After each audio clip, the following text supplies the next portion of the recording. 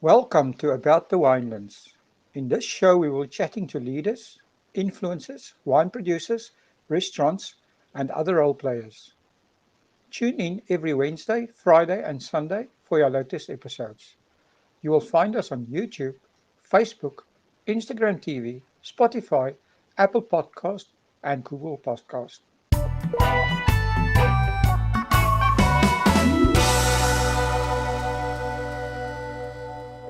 Good day, everyone, and welcome back to About the Winelands. Today, we're talking to Dr. Peter Hedley-Smith of the Cape Wine Lovers Society. Dr. Peter, welcome to About the Winelands. Well, thank you, Will, for inviting me to have a chat with you today. No, it's our pleasure. I'm very interested in what you guys are doing. Tell us a bit about yourself and how you started the Cape Wine Lovers Society. You sound British to me. Yes, you're absolutely right. I'm born and bred English, but I Mhm. came to South Africa in 2010 for a gap year. In fact, I came here to train as a game ranger, and I Wow. spent a year doing that. And it wasn't until 7 years ago that I bought my house, and then I got residency here, having fallen in love with Cape Town literally the first weekend I arrived. I looked for a passion. I looked for something to occupy myself and interest myself here. And I have two passions that really come together. One is learning and one is wine. And in England, I was a member of a very varied wine tasting group, from employed, unemployed, from plumber to electrician to accountant to judge. And when I settled down here in Cape Town, I looked for an equivalent wine tasting group. And would you believe me, there really wasn't anything. I Wow. could go to a tasting with a retailer. I was spoilt for choice with wine estates. I could go and sit in the classroom, which I've done a lot of. We'll come on to that in a moment. I could join a dining club where wines were presented, but there was nowhere where I could have a fun evening with like people to taste wines. And that was what led me 3 years ago to set up the Cape Wine Lovers Society. You've been going for 3 years already. Wow. I set it up 3 years ago. I thought, well, if I can't find one, I'll make one.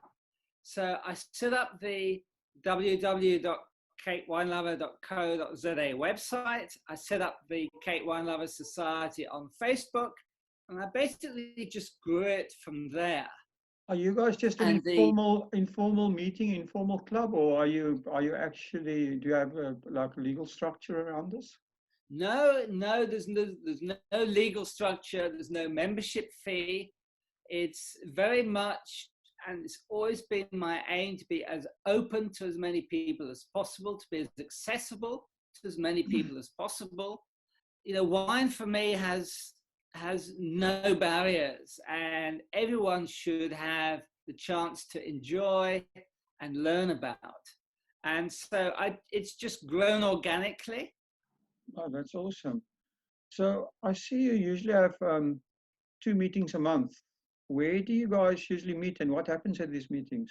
Well, yes, just a little bit before then. Now, for instance, I've visited 250 wine estates. I've written 350 articles for the website, Oh, and I've got a social media following of over 6,000 from 140 countries.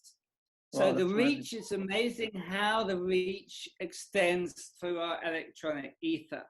Now, to come to your question on meetings, obviously now during lockdown, we cannot get together and meet, but I do a range of meetings, my basic tasting meetings, and just explaining how do you go about tasting a glass of wine, what you look for in a white wine, what you look for in a red wine.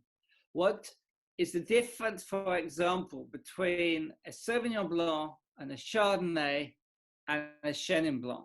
And these meetings take place many in Weinberg, in the southern suburbs where I live, but I also will travel to different places in the Western Cape. I've done some what I call Dr. Peter masterclass tastings with fellow students, with people who want to go to a higher level. And I go to Somerset West, where you are. I go to Franschhoek. I go to Stellenbosch. I go to Paarl. I go to the northern suburbs. It's a fun way to get out and be accessible to people. Awesome. How many people actually, your usual meeting, how many people would attend? Anything from about 10 to 20, with one bottle of wine each. Above about 18, 20, it gets very difficult to give people a decent pouring. So it's also good to keep them reasonably small and friendly, and they're very informal. I think people learn best, they enjoy most when it's informal. There's no such thing as a stupid question. And I normally will have 8 to 10 wines perhaps, and we'll go through them in a number of flights. There's often a theme. It might be a region, a style, a country, a variety. I mix and match really to make them varied and educational and fun. That's interesting. Do you do, in other words, you don't just do South African wines, you do other countries as well? No, a few months ago, I did something which I think has probably never been done here before. I did a tasting of African wines. Wow. And I had wines from Malawi, from Mozambique, from Kenya, from Morocco.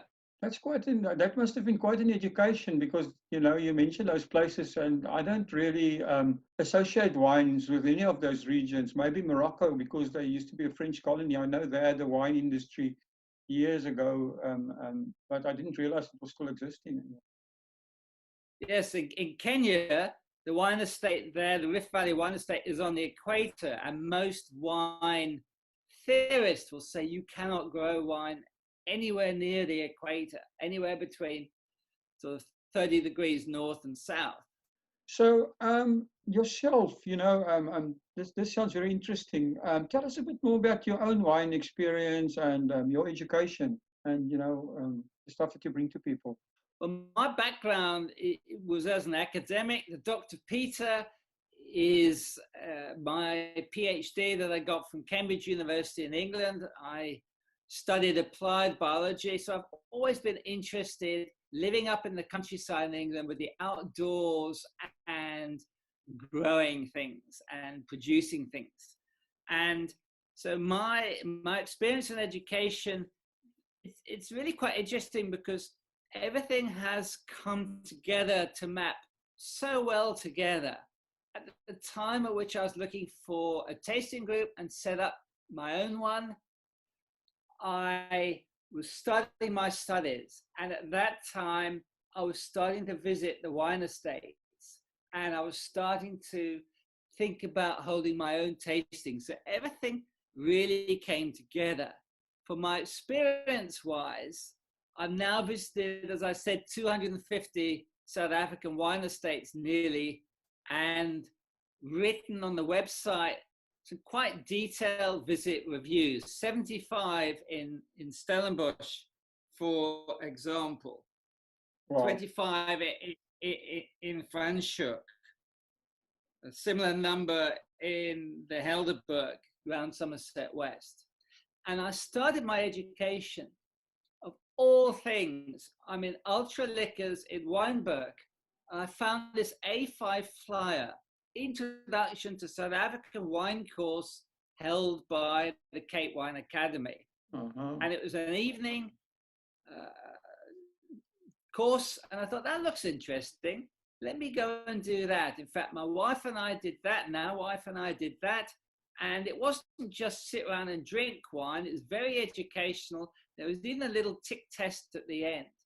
So I took that course, and I then thought, well, let's go to the next level, which is the certificate course, which is it was held over 6 months or so, 7, 8 different sessions of lectures, and a 3-hour theory exam and a tasting exam at the end, South African wines, and passion grew and grew. And I went to the next level, which was the diploma course, where you look at wines of the world. And that was 4 pretty intensive modules over 2 years.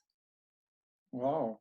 Meanwhile, I've now starting a course with the second big training provider, the Wine and Spirits Education Trust. I'm sure your listeners have heard of WSET. Mm-hmm. And I took level 3, and I'm now halfway through level 4 diploma, which is their highest course. Oh, that's amazing. You know, the funny thing about wine is the more you know, the less you know. I've done courses at Stellenbosch University as well on food and wine pairing, on evaluation, judging of wine. I've done the garagiste, the short course in winemaking. I haven't made wine yet, but I'm absolutely fascinated by this subject. There's so much to learn, and everything is changing as well. And it just really enthusiasms me so much. That's awesome. Are you planning to make your own wine at some stage? I would love to. I would even love to have my own vineyard one day. You know, we all have dreams, but yes, absolutely. So that's wonderful. I see also on your website that you actually rate wines. You give like a Dr. Peter rating. So tell us a bit more. How do you do that, and your criteria you use for your ratings, and what's your plan with that? Now, thanks, Phil, for asking that. For each wine tasting, for the educational courses, for some of the accommodation I've stayed at, it's like a little headline score out of 5. And the way I work it for wines is there's a fairly common scoring method for wines. There's the 100-point scale, but much more simpler is a 20-point scale. And you assess a wine for its appearance, the sight, for its nose, the smell, and the palate, the taste. And you give 3, 7, and 10 points respectively. And so when I taste individual wines in wine estates, I do that rating. And then when I come to write up that visit, I then look across the wines I've tasted, and I sort of form a consensus in my own mind to give that score out of 5 for the wine. And then for the experience, it's a little bit wider. Mm-hmm. So I think about how easy is it to find the wine estate? What is the tasting room like?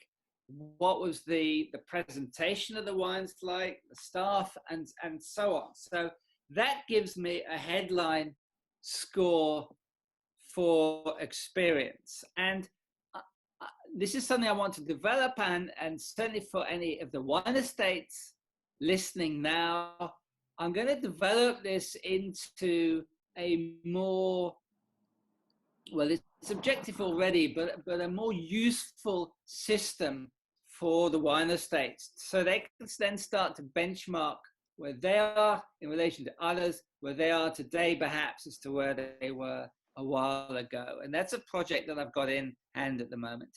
So, Joe, your general feeling on that is, right, you visited all these estates and you've been in South Africa since 2010. So over the last 10 years, how would you say the general improvement in that experience, has that been, how would you rate that?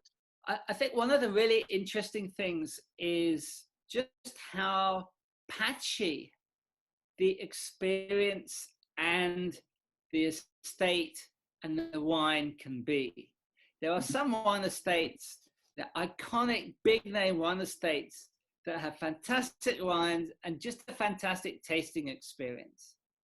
And there are others that may have superb wines, but the tasting experience is very, very weak. And it applies the other way around. Some of the best tastings I've had have been with estates that are little known, maybe don't have the high 4.5, 5-star wines.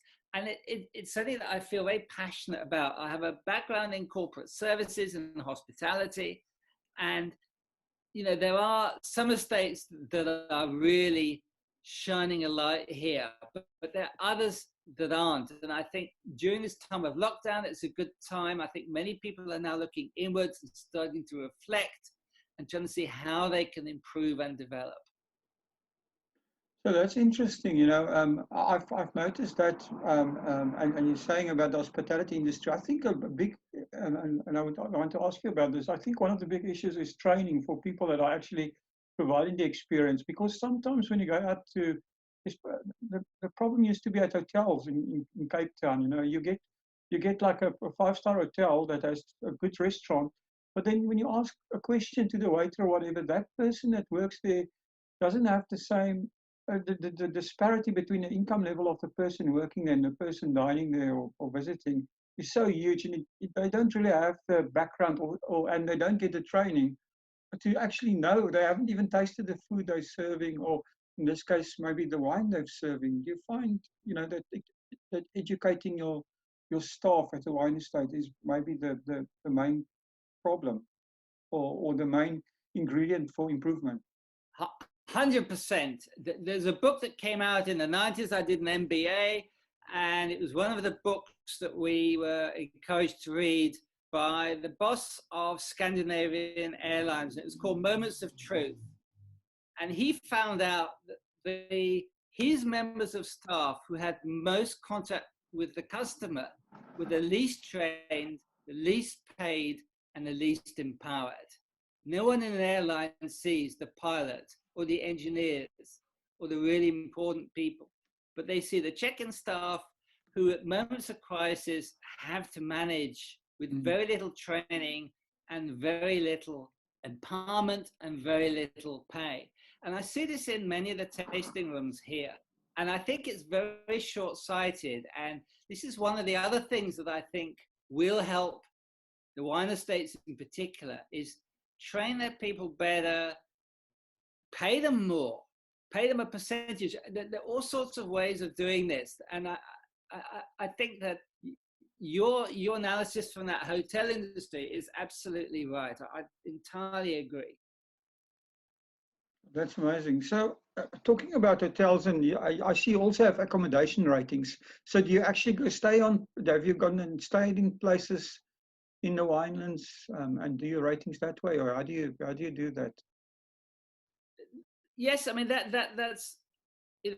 I started in Cape Town, where I live. I did all the Constantia Valley wine estates, and then moved further afield, out to Durbanville, and then to Stellenbosch, and so on. And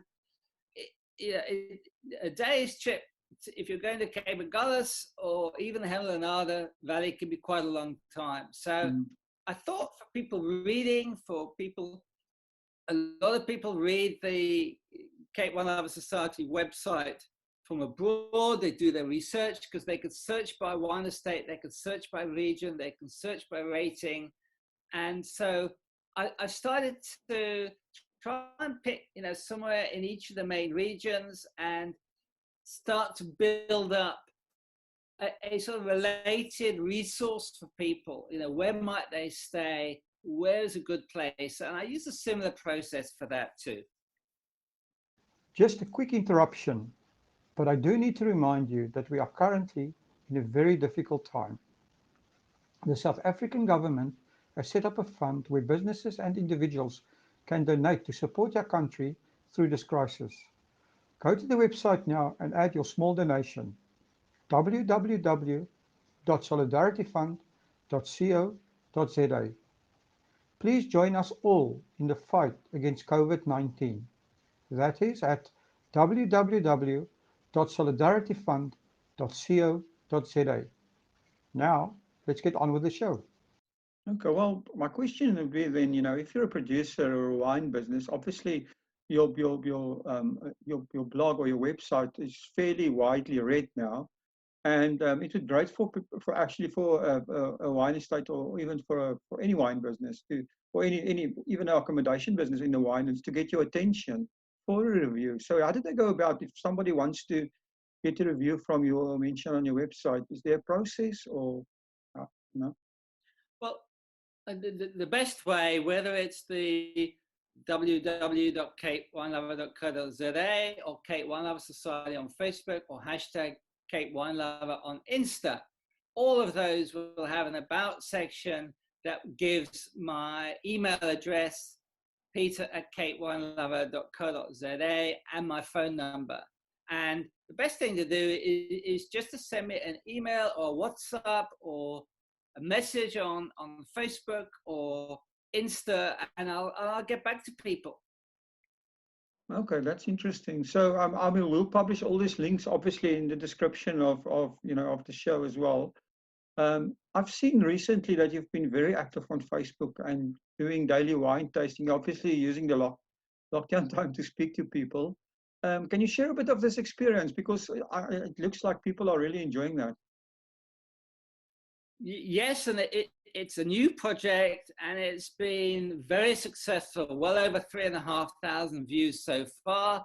Today, I think I'm on live tasting number 33. It's daily at 6 p.m. in South Africa, Monday to Saturday. And I could see it, I was supposed to be in Vietnam at the end of March on holiday to see the Grand Prix.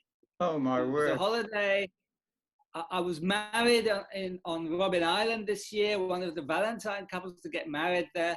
And my wife and I were going to go to Vietnam on holiday. And of course, that was when the sort of epicenter of the coronavirus, the COVID-19 virus, was in China. So we were watching, I was watching quite carefully how things were developing and the measures countries were taking.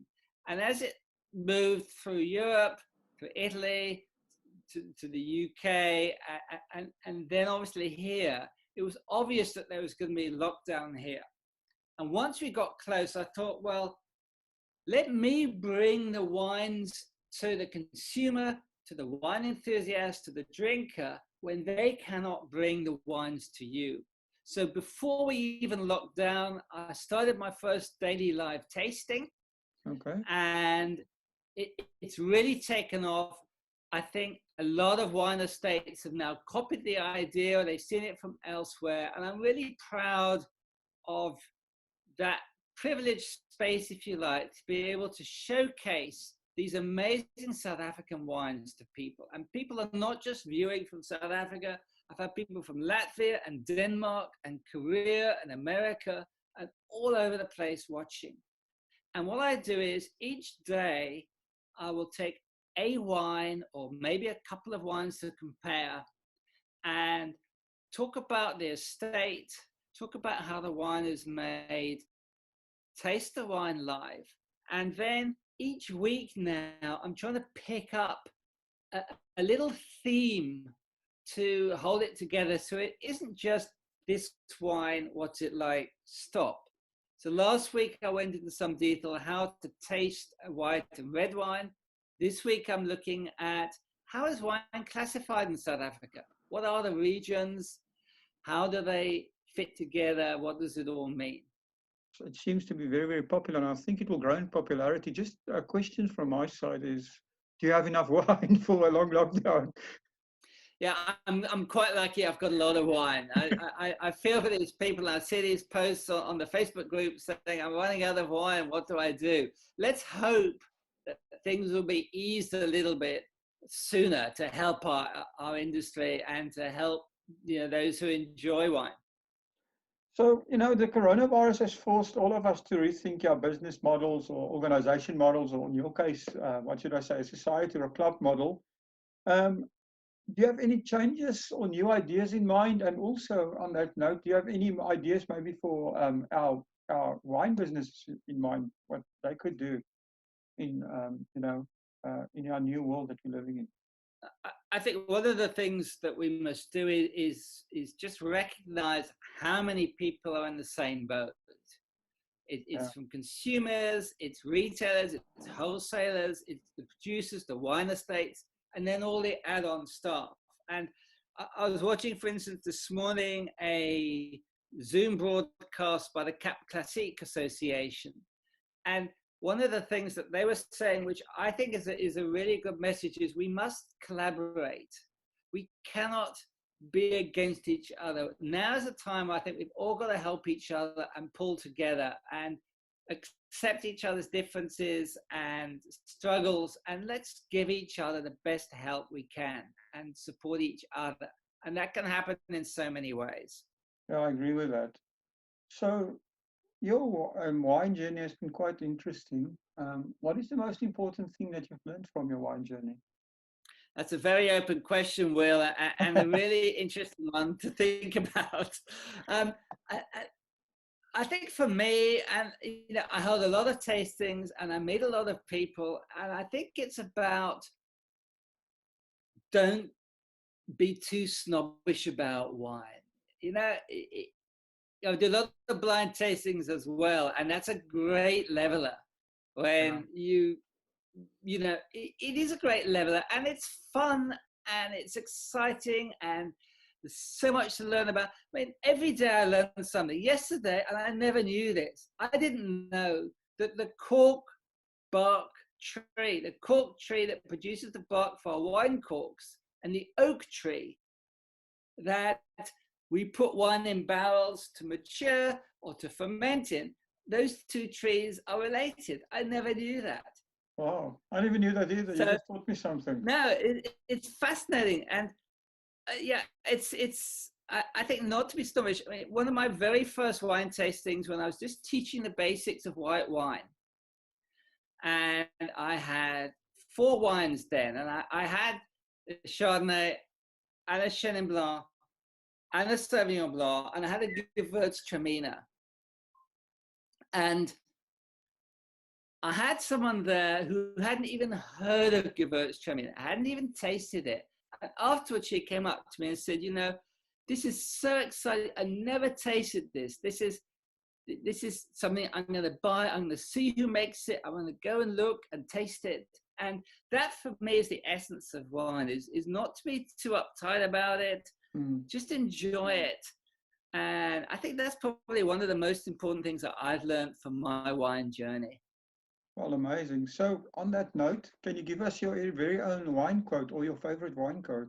Wow. I don't know if you ask everybody this, but I I do actually. I Yes. didn't Google this.